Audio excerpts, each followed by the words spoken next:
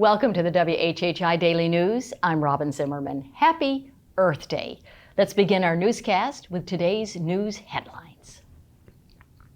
South Carolina State Treasurer Curtis Loftis is one step closer to being removed from office over a confusing cover-up of a $1.8 billion accounting error. After a hearing yesterday, the state Senate voted 33-8 to recommend that Loftis give up his job over the error that posted money the state actually did not have. The state House would now have to take up the issue and also vote with a 2/3 majority to remove the treasurer, who says he is still running for re-election next year.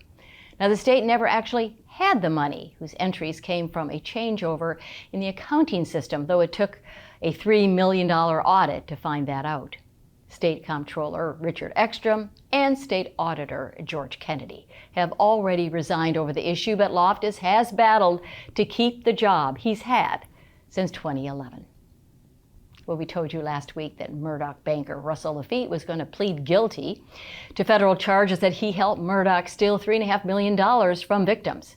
Well, he now has done that.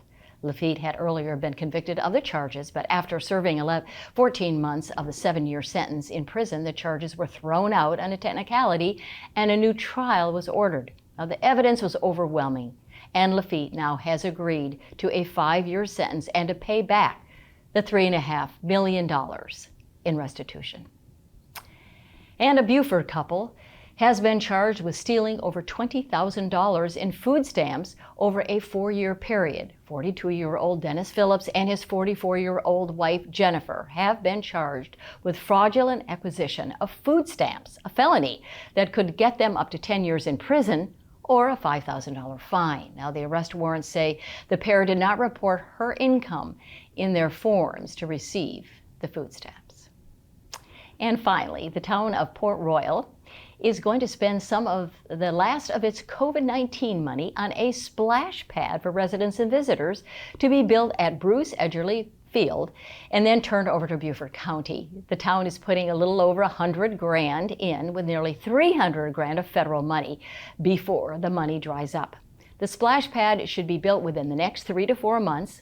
Oscar Fraser Park in Bluffton already has a larger splash pad scheduled to be constructed soon. Now, splash pads have become popular entertainment for all ages and abilities, with fewer operation and maintenance costs than a traditional pool. For more information on these stories and many more, please check out the media sources listed on your screen, and remember to follow us on Facebook and watch us on YouTube, and check out our website at WHHITV.com.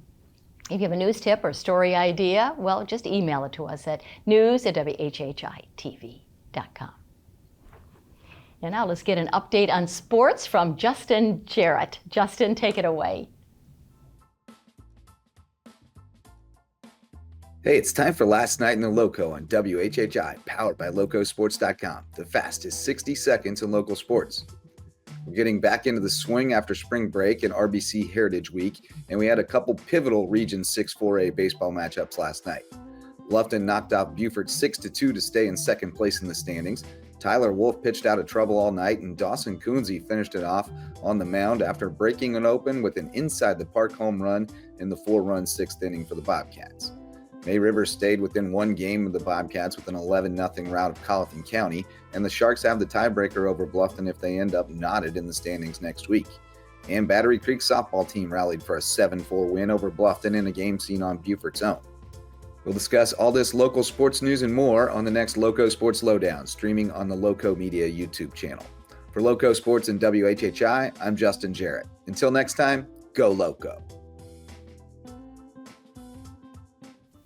Thanks, Justin. And coming up after the break, school nurse Wendy Cummings will join us. She always gives us great tips on how to keep our kids healthy. Stay tuned.